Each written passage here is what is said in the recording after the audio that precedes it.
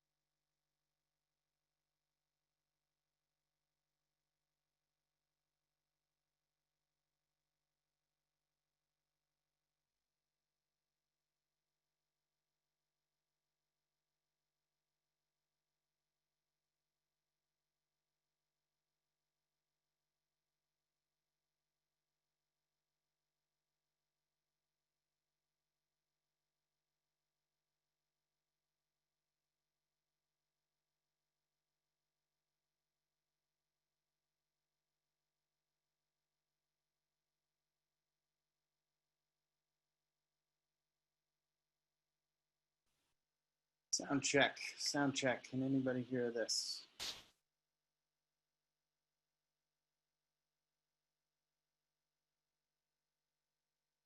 Okay, good.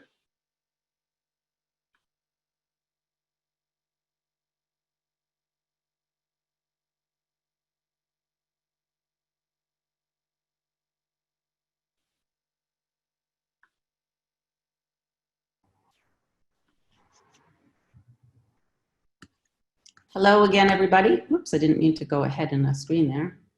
Hi, Eric.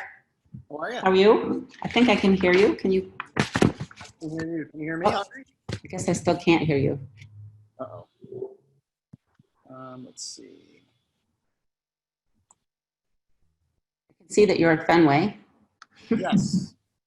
Not looking good this year. Interesting. You can't hear me. Oh, is it this? Yes. Now try that again. Can you hear me now? Yes, I can. See. Oh, hi, everybody. This is Eric Lawson. He has been an educator for 21 years. That's a long time. You don't look a day over 19.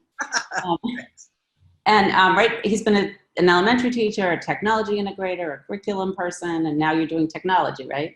Yes, Director of Tech and Libraries. In New York, right? Yep. Yeah. Well, welcome. Thank you. Sure. And he is going to talk to us about Google Jamboard and Screencastify today. Correct. Yes. I'll just go through the first couple slides. Welcome, everybody. And we want to thank the New Hampshire DOE for sponsoring this webinar. They've been sponsoring quite a few webinars about remote instruction all summer and now starting into the fall, which is great because everybody needs it right now. And we want to thank all the teachers who are probably going insane right now and the kids who are jumping up and down for joy that they're able to go back at least partially. During this webinar, everybody will be muted. And at the end, if you still have questions, we usually hang around a little bit and you can raise your hand and we can unmute you. But during the webinar, we mute everybody because it just gets too loud and dogs barking seem to interrupt. Please ask questions as we go along. Heather and I are here Heather's here, even though she's pretending she's not. We are here to answer your questions and we'll interrupt Eric if it seems like a good time to interrupt you. And otherwise, if your question is not answered by the end of the webinar, we'll send you, actually we're gonna send you a link tomorrow and all the questions will have answers in them. They may not all be done by tomorrow, but they will get done and they'll be in the folder that we send you. And in that folder, there also will be a certificate and this PowerPoint presentation. So tomorrow, it'll automatically be sent to you tomorrow, 24 hours after this is over, including a link to the webinar so you can share this, link to the, what is it called? A video of the webinar. It'll be on YouTube, so you can share it with people. So if you have a question, enter it into the Q&A part on your control panel. The chat section, we don't monitor as much, so it might miss some questions, but if you want to send some information to everybody, put it in the chat section. And we want to point everybody to look at the NewHampshireLearnsRemotely.com. It's a site off of the DOE site, and it's got tons of information for a lot about helping us stay healthy. And I shouldn't even say us anymore. Teachers stay healthy. Information for families and educators and wellness programs. It's a great place, so you can check there. And one of my favorite calming people in the world was, I guess, Mr. Rogers. So these are some of his sayings. So don't let the perfect get in the way of the good. I could spend hours perfecting a PowerPoint trying to get every little letter in the right spot, but I could have been done hours ago. Doing our best is all we can do. And it's important to find time to care for ourselves. And I think I'm going to turn it over to you now. Are you able to share your screen? Let me just verify that, make sure I can.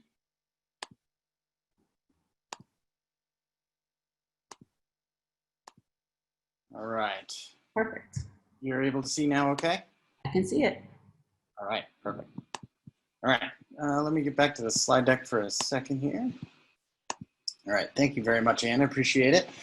So why don't we start off with a few, just sort of the session goals here. So I'll just jump into full screen mode for a few minutes, and then we'll get out and have some time to play too, which is great. I'm also trying to connect with a secondary device so I can show you a couple of ins and outs. So hopefully that doesn't fail miserably, but hey, it's technology. We'll give it a go, and if not, we at least will be able to answer your questions for later use.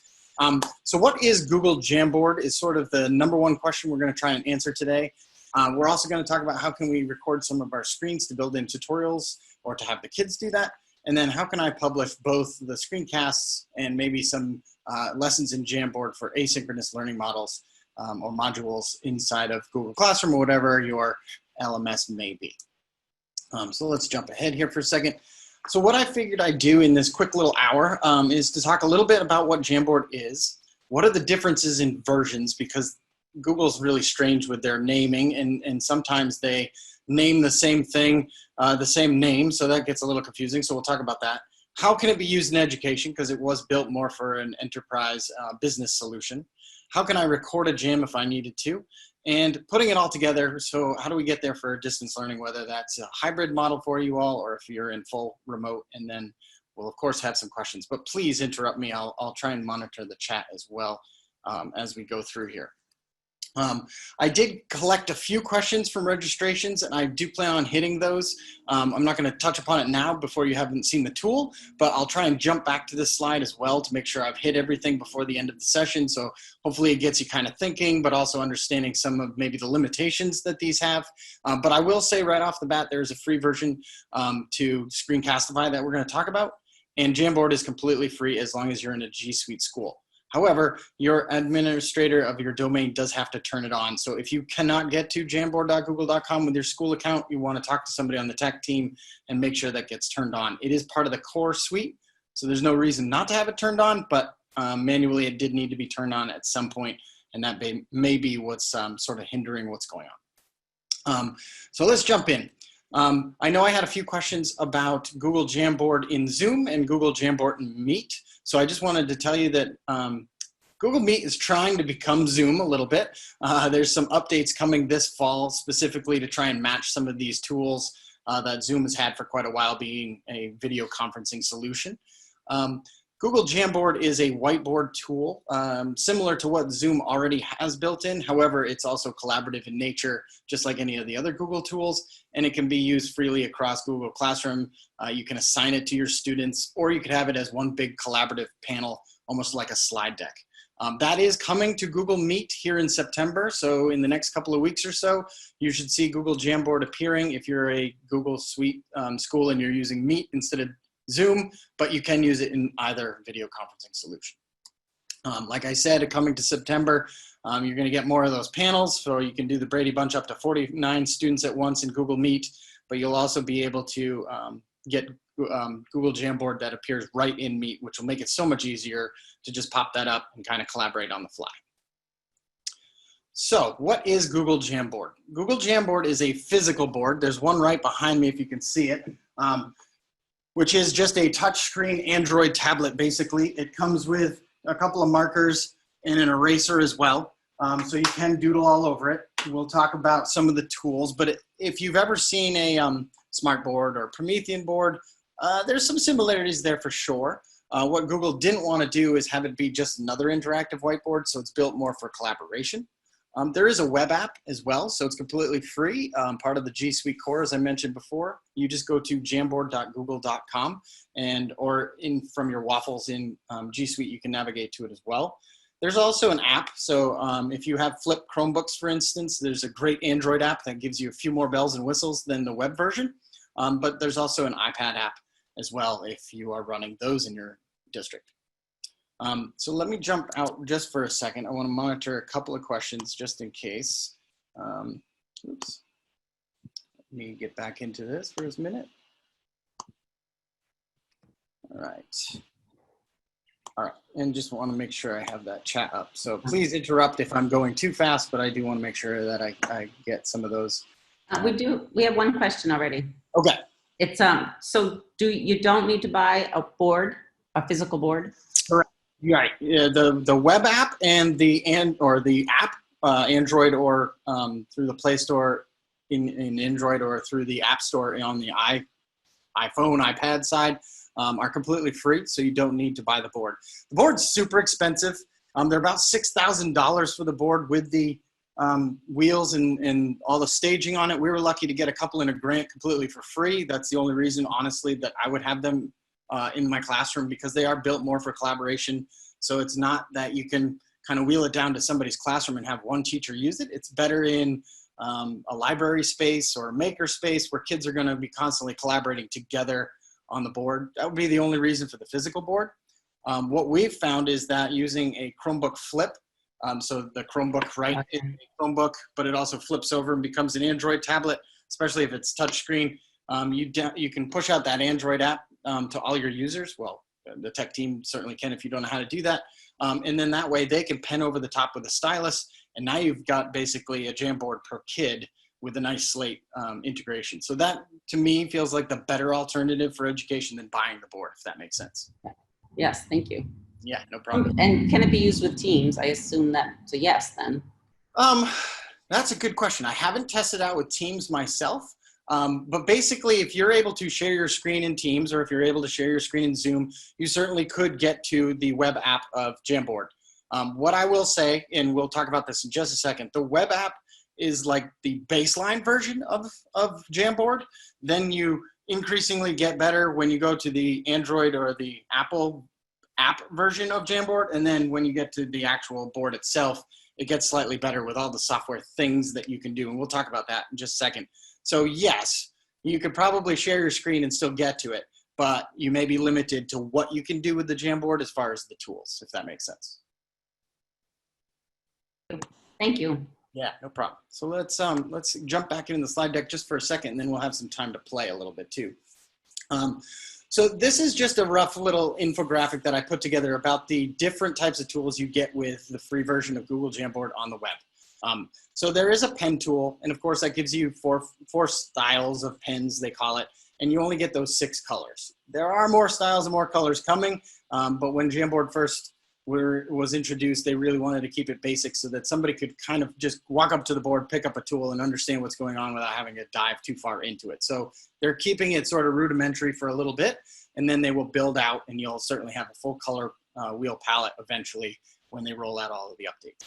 There's an eraser tool, which again, if you make a mistake, you can just erase.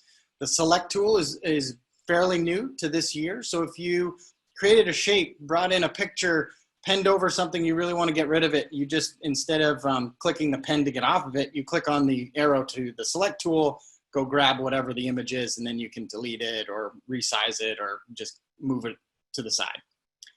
There's a sticky note feature. So there's not really a whole lot of inserting.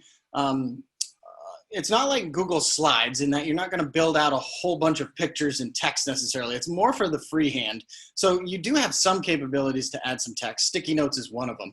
And I've seen some teachers use a sticky note so that if you're thinking like Google Slides, you may have one collaborative slide deck and then 20 slides, let's say. By the way, that is the limit in Jamboard, is 20 slides. They call them panes or panels, but you have 20 as your limit. So you have to be thinking about that, especially if you have class sizes over that. But what I've seen some teachers do that had 20 or less students is they used a sticky note to highlight each pane in the jam to say, all right, this is this student's, or this is this student's number, so that each student went onto the collaborative doc or the collaborative Jamboard, but were able to edit each of their pane to make one big project.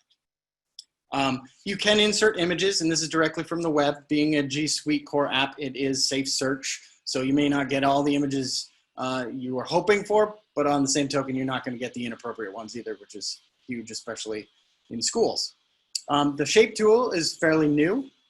Again, you can have some basic shapes, kind of like Google Drawing, kind of like Google Slides, and you can layer them so you can arrange front to back if you wanted to create like a vocabulary lesson where you know, there might be the vocab words on the left and some of the meanings on the right, and then you hide it with a rectangle and the kids can pull the panel over to test where they're at to see if they understood it. There is a text box, and then the last thing is the laser pointer on the left, which just draws attention to what you're doing, but isn't going to actually mark up the board. So that's Google Jamboard. Again, you can get there, jamboard.google.com, or through the waffles. It's just underneath the second layer of tools if you haven't rearranged your app launcher. So that's the web version. Let me just briefly talk about a few extras in the Android version. So if I were to pick up my Chromebook right now and flip it over and launch the Android version of Jamboard, in the pen tools, you'll notice that I have basically the same 4 styles, the same 6 colors, but now all of a sudden I get assistive drawing tools. Assistive drawing tools takes Google's machine learning, and it says, all right, we're going to try and help you out. So I have terrible handwriting, but if I were to use the assistive tool for written to text, that's that A underneath assistive drawing, anything I write is then going to be converted into text. And that's what I did on the board behind me. I wrote "Let's Jam" with Google Jamboard, and it converted it to text after I wrote it. And it's best to do one word at a time. The shape tool is very similar. If I were to pick up a pen and draw a rudimentary circle, I have to get to the assistive tech tool first.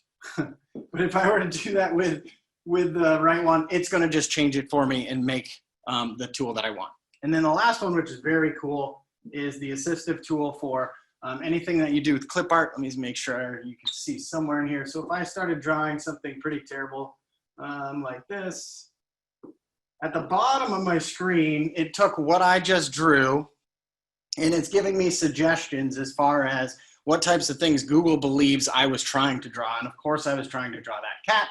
As soon as I do that, you'll notice that my terrible drawing turns into a nice piece of clip art that then I can create and drag it to wherever I want on my jam. So there's a few extra tools there. You also get the plus on the tool bar on the left with the Android and the iPad version, or the app version. And that's where you can insert things like, we talked about sticky notes and images, but now you get Drive content as well. So you could drag in a Google Doc, for instance, which looks a lot like a worksheet. You could drag that in, and then the kids could pen over the top or annotate over the top. So it's a great way, especially in distance learning, if you need to kind of disseminate something without dealing with paper and printers. It might be a translative way to get a worksheet to somebody before we start talking about enhancing that curriculum. You can also drop it in the camera. It turns on the webcam, or it turns on the camera on the Jamboard itself, takes your picture or a picture of whatever it is you're holding up. And you can also bring in some stickers and things like that. So that's a few of the options you get with the Android version. So a few more bells and whistles, especially if you like those assistive drawing tools, that might be the better way to do it. However, they work simultaneously. So if I were to take my Chromebook or the Jamboard itself, anything that I've now done on Google Jamboard saves directly to Google Drive, like all my other Google apps. Then I can pull it up in whatever fashion I want. So if I have a touchscreen Chromebook at home, but I'm working on a Mac desktop at school, for instance, or a Windows desktop at school, and I can only get to the web version, I can draw all over the Android app at home and make sure it's all set. And then when I open it up in the web app, all of the things that I drew are there. I just won't have the ability to use assistive drawing tools once I get to my workplace, if that makes sense. All right, so let me exit out of that. Let me monitor the chat a little bit. Any more questions? I don't see any right now, which is good, but keep them coming if you have questions. I don't want to rush. I do have a quick little video. I'm going to see if this plays pretty well about inserting or importing a worksheet. I know somebody had asked that question. I just talked about that example.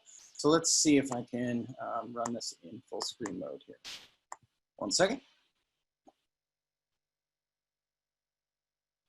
Hopefully my speakers don't bog out here.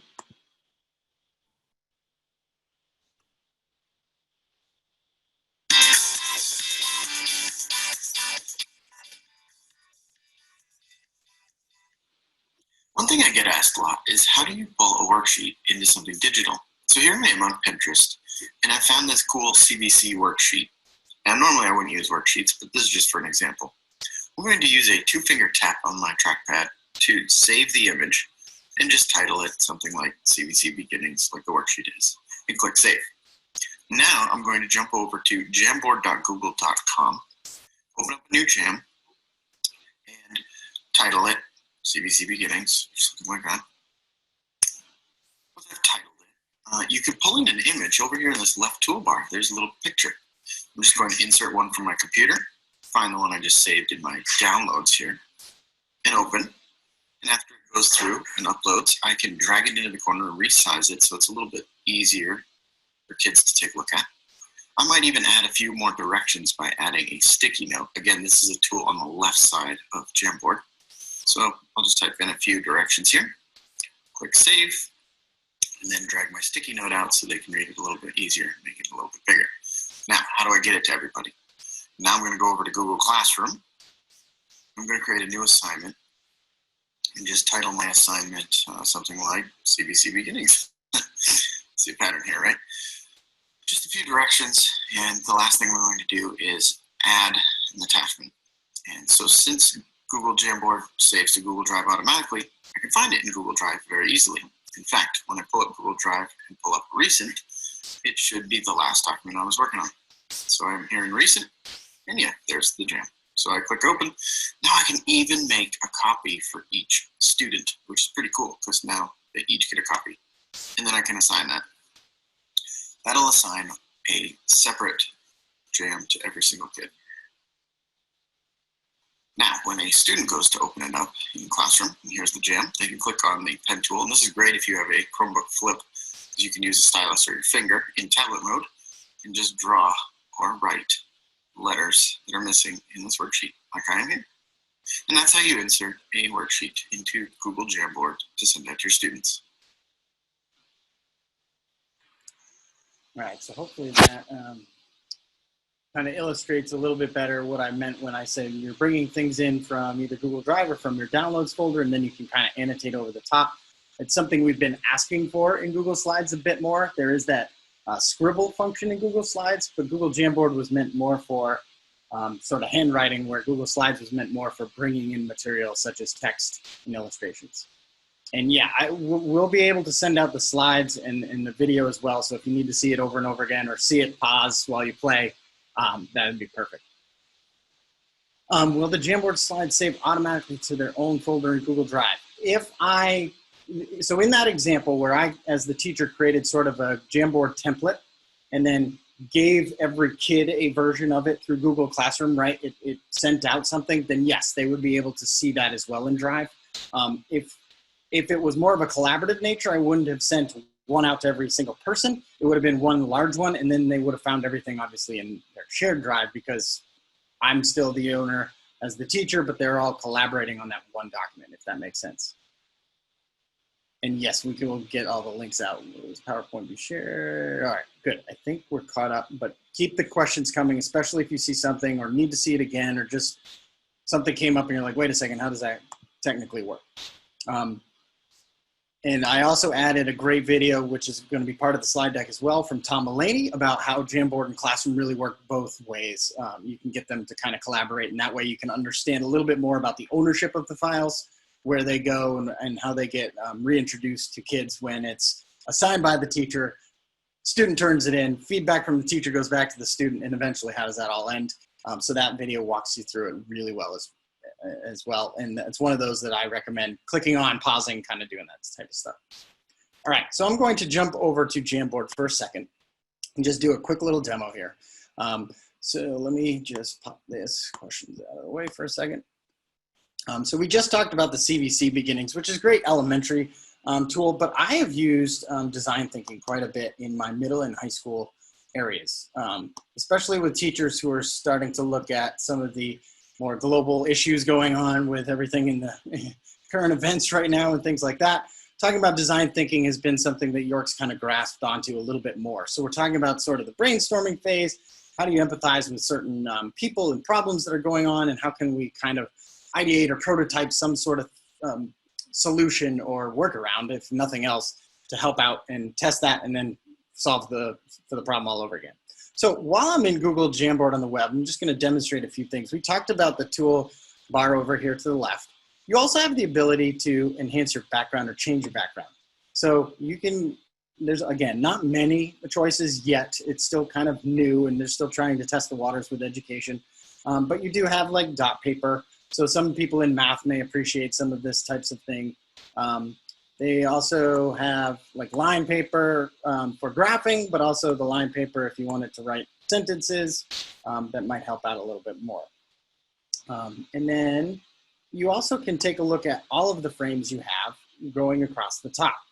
So right now I have a 16 frame jam going on right now, but certainly when you first start, you'd only have the one and you can add certain frames in between. Again, you only have a limit of 20 frames at this point, so you can't go past that 20. So if you're thinking it needs to be bigger than that, this might not be the best tool. It is more of a whiteboard tool than a slide deck tool, if that makes sense. And then the three dots on any of the panes or the panels let you delete or duplicate depending on what you need for your jam. Okay.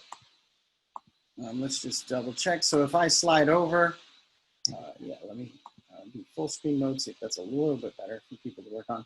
So, you know, just quick math, right? I mean, we've seen Khan Academy videos where somebody's basically doodling on a whiteboard and it's some higher end math problems than this one, but you certainly could do this and then the kids would just go over and they'd pen it out. And again, on a Mac that I'm on right now with a touchpad, I'm not gonna be able to write as well. That's the chicken scratch you see right there. If I switched over to my Jamboard itself behind me or the Chromebook flip and I flipped it around and used a stylus pen, you're gonna see much better handwriting skills. And it's probably a little bit better to work with inside of the math problems as well. But we also have other options. I mean, you can say, for brainstorming, for instance, pose a question and then a bunch of kids are collaborating on a single jam or a panel inside of a jam, and they have to kind of figure out, like, how are we gonna go about this? What is our intended audience? Oops. Sorry, I stopped it so that we could see the screen better, and then we can't see you, and we can't see the board behind you. All right. Sorry about that. All right. Do I need to go backwards a little bit? I don't know where No, I don't think so. It was just one. Thanks. All right. Perfect. All right. So yeah, you know, and some people have obviously taken over my jam here a little bit, but you can get kind of creative with all the different things you can do with Jamboard. So I don't necessarily see this whiteboard as best for elementary or best for middle or best for high or even higher ed. I kind of see it as one of those tools that if you're creatively thinking about ways in which kids are going to be collaborating, students need to come up with things that they're going to be jotting handwritten wise. It's always a great tool to pull in something you've already created and done. The one thing that's not there yet, and I was on, I'm actually a product expert for Google Jamboard and the software. I don't get paid by Google or anything like that for that. It's just they keep asking educators what they think of it and how they can make it better. One of the things I keep saying is there's got to be a little bit better integration between Google Jamboard and Google Slides. Just because I know there are several times that I've taken slides I've already created and I want to bring them into Jamboard because I'd love to annotate over the top without having to worry about PDF readers and writers and all that stuff. It would be so much easier if we could just kind of integrate that. In fact, it'd be even better if you could take the two tools and kind of mash them together so that while you're in slides, you can kind of click on something called Jamboard tools and then be able to just kind of freehand draw over the top. All right, we have a little question here. Let's double check. Oops, I lost my question panel. Let me just verify. There's a question here. You want me to read it to you? Math tools, correct? That one, yep. Yeah. So I've used different types of math tools, and I've encouraged math folks to kind of take a look at what do they use most often and then bring it in. So I know a lot of people in our high school middle school use Equatio, which is another great add-on.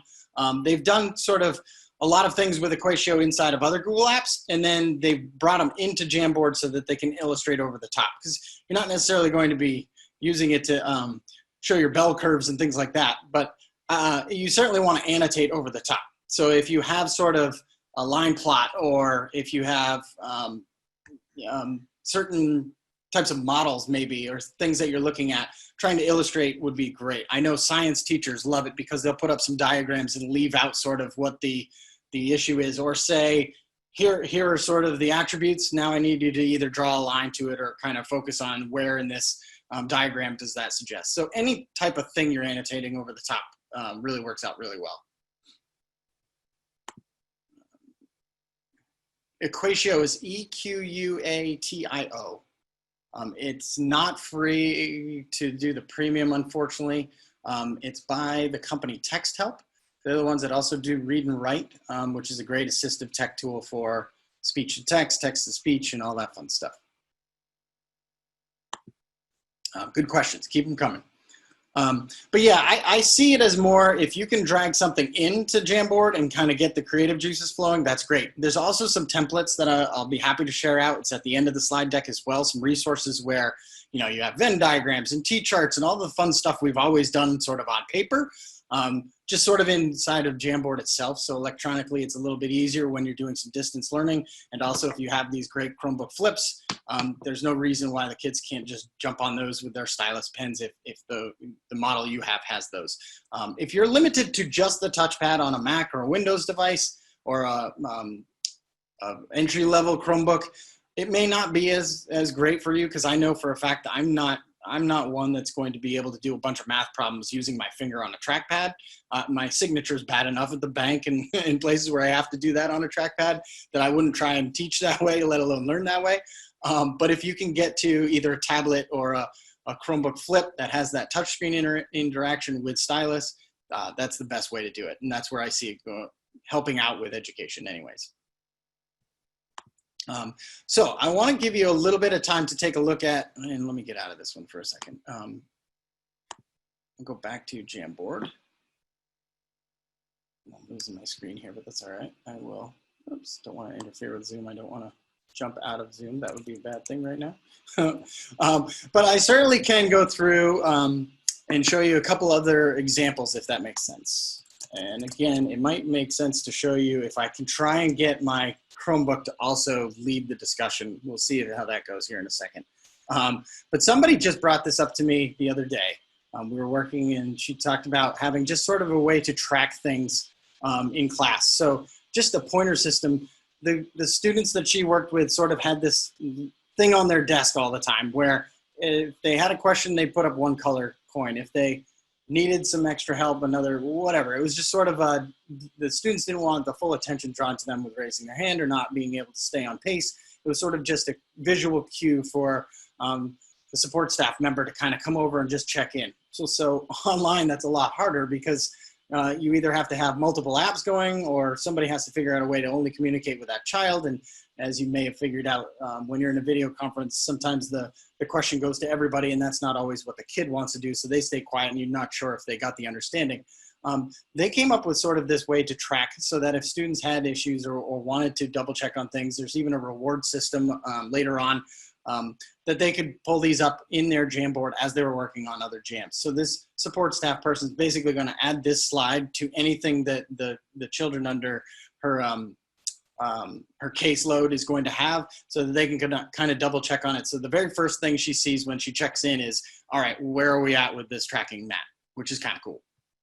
And I did see a question. Let me just stop and pause for a minute. Oh, I'm in full screen mode, that's why. Try this again. Okay. If you don't have a touchscreen device, what tools other than the mouse could I use to write? Great question. I know that there are some USB type tablets that can attach to Mac and Windows. You just want to be careful on which ones those might be. So basically what that does, USB plugs into your Mac or your Windows device, and it just looks like a digital whiteboard. And then you can use a stylus to pen over the top of that. That'd be a little bit better than using your trackpad or a mouse off to the side. But you do want to double check if you're looking to go that route, because some of them definitely have higher ratings than others. I personally haven't played around with those as much because we just flipped over the Chromebook flips, pun intended, sorry about that. But we've decided to go that route. So I haven't really taken a look at all of the different types of whiteboard tablets that there are that you can plug in, but I know there are a few out there. Just look at the ratings to make sure that it is, one, compatible with the device that you have, and two, if user satisfaction seems to be pretty good, or if it only is limited to maybe the app that it comes with kind of thing, that wouldn't work really great inside of Google Jamboard.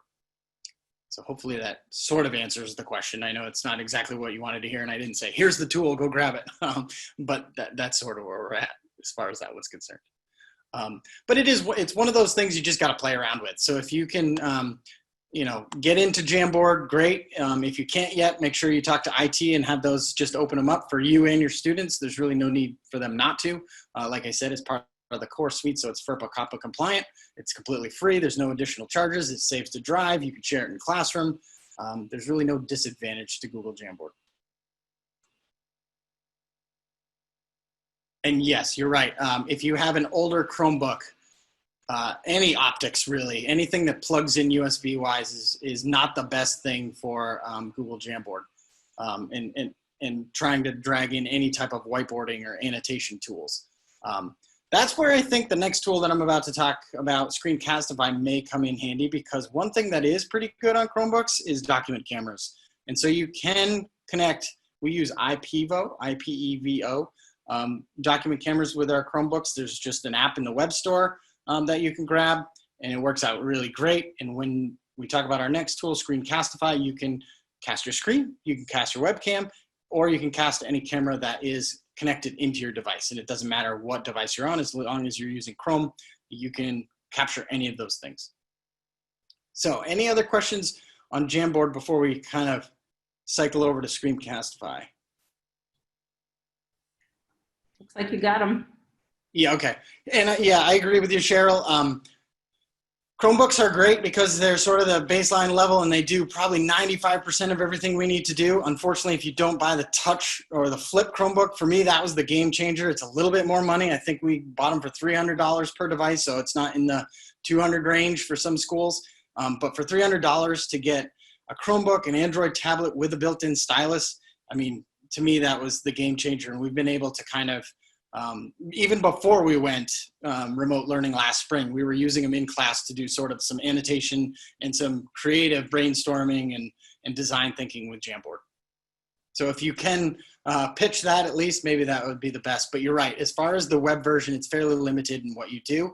You may want to check out AWW Whiteboard, and you may want to check out the whiteboard that comes right in Zoom, which is pretty good, except for the fact that you can't collaborate with that. You can when you're in the video chat itself, but you can't share it in Drive like you can with Google Jamboard. All right. No problem. So let's get back to the slide deck just for a second so I can present my next tool that I love. It's called Screencastify. Screencastify is free.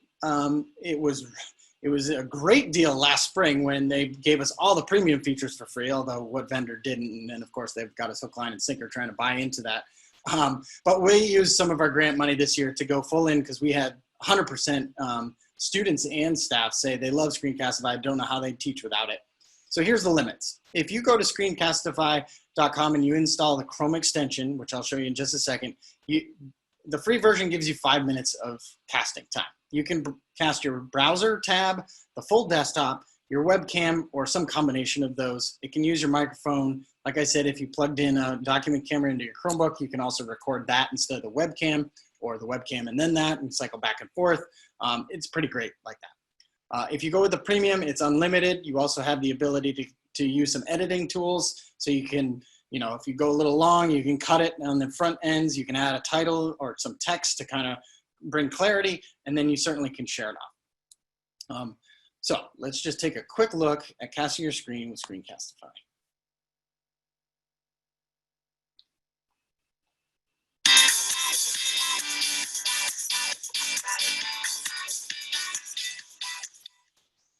Screencastify is a great Chrome extension if you want to cast your screen. It's located right here at the top of Google Chrome. And when you click on it, you have a few options. For instance, you can cast your tab, your desktop, or just your webcam. I've turned it on so I get the whole desktop. I've also turned on my microphone and embedded my webcam, which will show up in the lower right-hand corner. I can select any of these options to change that up. But when I click record, you'll notice that my webcam will appear in the bottom right. I'll also be able to decide where I want to record my entire screen. Since I don't have an extended desktop right now, it's the one choice. So I'll click share. In a few moments, Screencastify will count me down. And now I'll be able to record my screen. This is perfect for quick little screencasts, quick little tutorials, or a demonstration that you want to send out email blasts to your team before your meeting occurs. It's almost like flipping your meeting instead of flipping your classroom. So check it out. When I click on Screencastify at the top again to stop, it'll open up a new tab in my Chrome browser. I'll be able to record my screen. Just recaptures the video again where I can save it, I can edit it and say this is just Screencastify. And once I save that, I have the option to either download this video or share it directly. In here I could share it through Google Drive or through YouTube. Great way to just share it to your team through Google Drive. So that's how you create a quick screencast using Screencastify. I hope you use it very soon.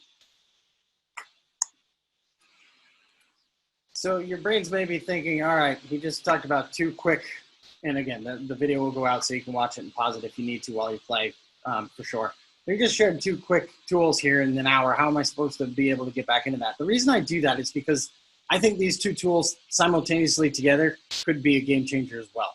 We talked about Khan Academy and some of those. In Plain English does a great YouTube channel where basically everything's sketched out, whiteboarded in front, and that's shared out with the world.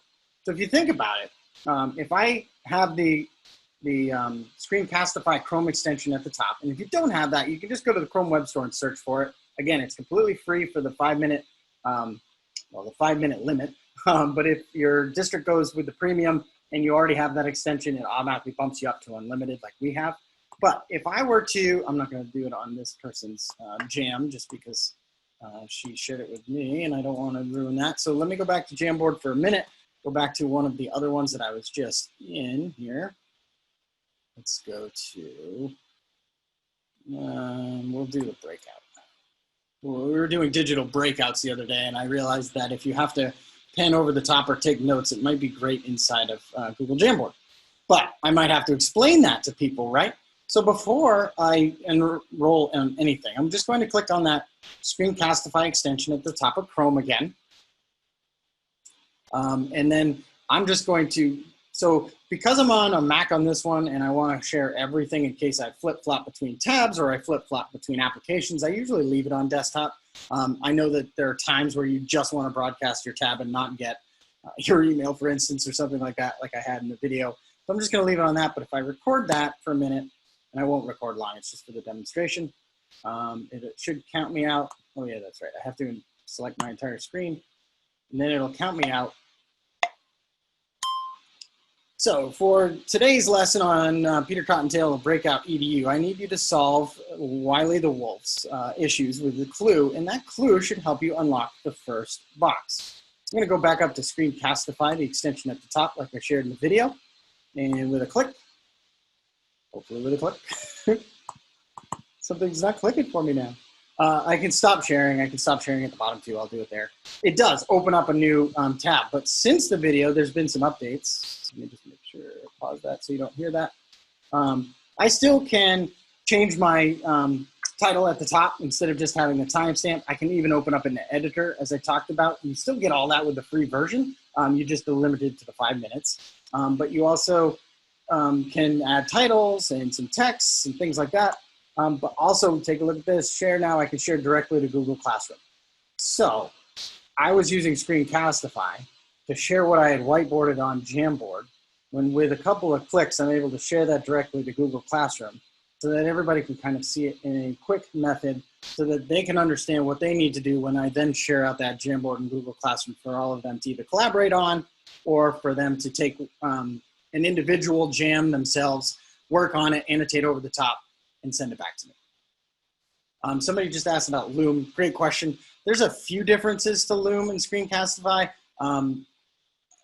I would say if you're new to any of them, go with Loom, because Loom is free for education right now. Even the premium stuff, they gave that again for this year, where Screencastify didn't. We were just in the realm of using Screencastify so much last year that I felt wrong saying we're going to swap tools heading into the fall for next year. But great question, Mary. Stay with or go with Loom if you're undecided or haven't used either. But if you've started in Screencastify, you may want to stay there just to see where they're going, and hopefully. The price isn't bad. Screencastify was $750 for a building. So as far as internet subscriptions go, that's pretty low. And that does give students and staff the ability to both record and send back and forth to each other, either through Classroom or the embed code or share in other ways. Now, obviously, if you're shut off YouTube creation for your kids, publishing to YouTube is going to go nowhere. But that option is certainly there for staff. Inside of Premium too, I have a few other options other than just downloading as an MP4. I can just export the audio. So I know some people like just sort of the audio to add to their slides or to other things that they're creating. You can do a screencast, but just take out the screen and make it an audio version, which works great on a Chromebook. And then you can embed that into a slide deck for just some auditory directions, which is great. You also, if you limit it to a very short amount of time, I think 30 seconds or less, you can also export it out as an animated GIF instead of a full-length video. So it wouldn't have to go to YouTube necessarily. You could add that GIF right inside of a Google Doc or a slide deck that just plays over and over again with a quick little, here's how you do this, and here, you know, without the extra noise in the background and without being a full-on video. Questions? I went pretty quick on that with Screencastify. We'll certainly get a chance to play, but I know time's running kind of late already. All right, let me jump back into the slides just for a minute while questions may come in. We talked about editing unlimited. I've got some great resources on both Jamboard and Screencastify. Screencastify does have what they call a certification program, so you can become a master screencaster. It's a self-paced tutorial that you kind of go through and you get a little digital badge as a certificate. There is even one mastering it for juniors. So if you have, I would suggest 4th, 5th grade on up, probably that would be the best. Anything lower than that, they may have some trouble with that. On the Jamboard side, Google Teacher Center does have First Day with Jamboard, which is an excellent resource. Again, just quick little hitters with video on how do I do this? What's the difference between the web app version versus the in-app version, the Android or the Apple Play Store, the Apple App Store, sorry. And I've also done a couple of presentations on Jamboards in the past where there's some things on design thinking if you're interested in that, or introductions to using the tool. And again, you know, just pen over the top. You could Screencastify what you need to do or use Loom, and then you can add it directly to Google Classroom. Let me close some of these windows so I don't get too distracted here. All right. Let me try to, just a second, let me try to share my screen on my Chromebook here. I'm going to stop sharing on this one and instead share on this one. Oh, I can't share as the secondary one. That's okay. You get the idea. If you'd like to see a demo, I can certainly send out some more video as well on that. Let me just go back to desktop. All right, share. All right, so certainly, like I said, you get more bells and whistles on the Chromebook side. I'm unfortunately, because I'm in as the presenter on one device and in as an attendee on the other one, I can see what's going on, but I can't then flip my Chromebook over right now and share. I will say, until Google Meet has Jamboard built in, it's a little tricky on the Android side of things to run a Meet and pen over the top in tablet mode, because the minute I go to tablet mode, my camera's pointing up at the ceiling. So the kids aren't necessarily seeing me, they're seeing sort of the ceiling tiles at the top. And because it goes into full screen mode, because it wants a bigger surface for me to pen over the top, which is great for that, I do lose sort of a sense of where the students are at or where my audience is because I can't monitor that. So for that reason, I've either used 2 screens or I've sort of split my tabs and use the web version when I'm sharing it inside of Google Meet or with Zoom so that I can see sort of both at the same time, just because of that integration, if that makes sense. But I'm sure there's questions about that as we head into video conferencing and trying to use some of these tools.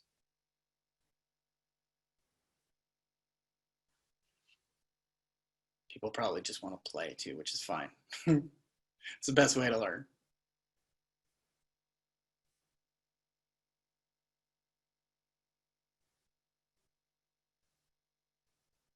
All right, that was a good 7-second pause. All right, let me jump back to the slides in for a second, but if you do have questions, go ahead, jump in. I will share my, here, I'll go in full screen mode for a second. I will share my contact details as well if you need to follow up at any point. I know that was fast, an hour sometimes with 2 tech tools is like, whoa, at least I heard what I needed to hear, but I need some time to play now. I'm on Twitter. I often will post out some videos there if you want. I do answer almost, well, I do answer every email eventually. So if you do email, I will get back to you. I can't promise you within the next few hours just because of where we're at and trying to reopen in school myself. But I also have a website of other past presentations. You're certainly welcome to take a look at that. It's at bit.ly, Eric Lawson, all lowercase. You certainly can take a look at that. Hit me up if you have some ideas or want some templates. There's a lot of great resources on those on that page, as well as the ones that are in the slide deck that'll be shared out later. Oh, that's what I was going to do. I was going to go back to questions from registration, just verify. So we talked about, yes, it is free. There's a free version to Screencastify. Will Jamboard work on both Zoom and Meet? Yes, and the integration for Meet is coming, which will make it even better. Limits for Jamboard, there is a fixed 50-person max. So 50 people can be collaborating on one Jamboard file at the exact same time, and that still works. You do have only a 20-frame limit though. So if you had 50 people, obviously you're piling people up on the same frames, which may or may not be what you anticipated. So you may have to do some differences there. Great question about revision history. So I know for a fact, being a product expert, that Google does take a look at anything you put in the feedback or the questions within the app. So if you've ever hit the little question mark in any of the apps and then typed in something, do that, and then encourage all your friends to do the same thing, because Google looks for those metrics. And so if 60, 70 people in your building alone, which then multiplies because hopefully other buildings do the same, and say, hey, look, I love Google Jamboard, but in a collaborative atmosphere, if I can't go back and take a look at revision history to see that it was Sam that wrote whatever that inappropriate comment was on pane 3, I can't really use it because I can't verify that I can go back and understand who it was. There is no revision history in Jamboard as of yet. I hear it's coming, but like I said, submit that feedback in the app. The more they see, the more that'll be in the next update. You can share it collaboratively. We talked about that through Classroom. You don't need a stylus or touchscreen. I will say though that if you are intending on doing anything with a whiteboard type of tool online, doesn't matter if it's Jamboard or a different one, it's so much better if it's a touchscreen and you have a stylus. And I would highly recommend not just getting the rubber tip stylus, but like our new Acers that we just purchased for the kids have a built-in fine point stylus. I know Lenovo has them, HP have them. That fine point stylus makes a huge difference when you're penning over the top in any whiteboard app. So if you can get something like that, even for just the teacher device, that's fantastic. So before we went out even on distance learning in March, the teachers had that Chromebook with the stylus. And so we've moved away from smartboards and Promethean boards in the classroom, because even though we wanted kids to get up there and touch it, it was obvious that the teacher was more up in front and the kids weren't getting that interaction. With something more mobile like a tablet like this, the teacher was able to bring up Jamboard on the tablet, paired it through Chromecast, so wirelessly to the TV or the projector at the front of the room, which is a lot cheaper than buying interactive whiteboards.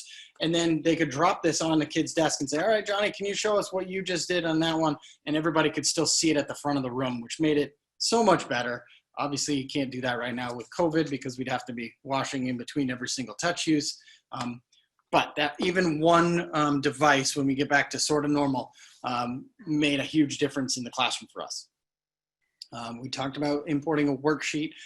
It is anything from Drive or anything from your download, so a PDF, an image, a Google Doc, a Google Slide, those types of things will come in.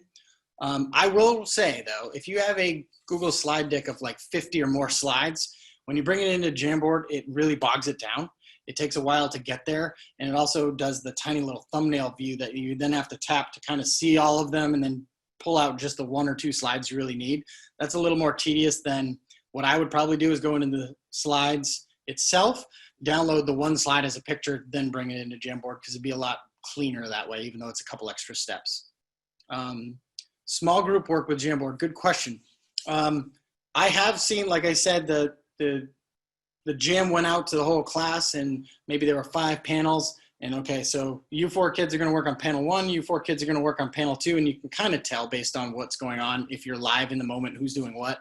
But I've also seen, since in classroom you can assign to a group of students rather than the whole class, where they've taken the template of a jam and said, all right, this jam's going to the blue group, this jam's going to the red group, this jam's going to the green group. And then when they come back in a collaborative nature, you can kind of see that with group work. So that works out pretty well. We talked about Google Classroom, one of the best cases for each grade level. Yeah, you have to look at some templates and kind of understand, like, where is it in your lesson plans where you'd really need sort of a whiteboard tool to either start the brainstorming process, sort of ideate where you're going, sort of illustrate your thinking, showing your work in math, you know, fixing up some lab type work in science, annotating over the top some maps in social studies. I mean, it could go on and on. You just have to kind of think where in your curriculum does it make sense to have freehand on a device, and you also have to understand what you have in your devices, what barriers those might bring. If you've got an old Chromebook with just the touchpad, you're probably not going to do a whole lot of writing. It's going to be more of a circle that shape or point to that part of the plant, or something like that. But that's sort of where you need to go. Workbench used to be a Google product that they bought out that was sort of like a repository for lessons for all teachers. So if you check out Workbench, and then when you search, just search with the hashtag Jamboard, you should be able to find some great teacher lessons already created using Jamboard. I'm sure Teachers Pay Teachers will probably have those out there as well, but I know Workbench is completely free. There's never you actually pay the teacher for their lesson plan. It's completely shared. So that might be a good place to start, and then kind of get some ideas from where they're going in your curriculum and age range, and then kind of manipulate it for your teaching style and curriculum, if that makes the most sense. Okay. Thank you, Eric. Yeah, no problem. That was great. Now I got to go back and watch it and try it all. Yeah, exactly. Side by side, the video going and a Jamboard open. Right. Can you show since you're still showing your screen, can you go to the slide after your last one? Sure. Oh, did you stop? Okay. I definitely did, yeah. All right, I'll share my screen then. Oh. That's all right, I got it. All right, thanks. So I just want to say thank you all for participating, and thank you for asking all the questions. And I don't think we will have a question and answer document, because Eric answered all the questions as he went, so we don't need to have that question and answer document. If you want to look at any of our old webinars that we've been doing since COVID started, since March, you can go to our Demonstrate Success site and log on and look for, I think it says webinars and workshops or webinars, and you'll get a list of all the webinars, and you can click on them and go see the videos, or you can go straight to YouTube and the Demonstrate Success channel and search for the webinars you want to see. We have lots of them out there. And here is our information.